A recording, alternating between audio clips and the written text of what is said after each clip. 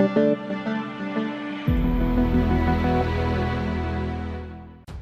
to hard reset OnePlus Nord 2T.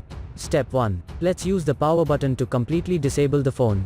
Step 2. Now push and keep the volume down with the power key at the same time. When the OnePlus logo appears, release only the power key. Step 3. Pick the English language to open the recovery mode.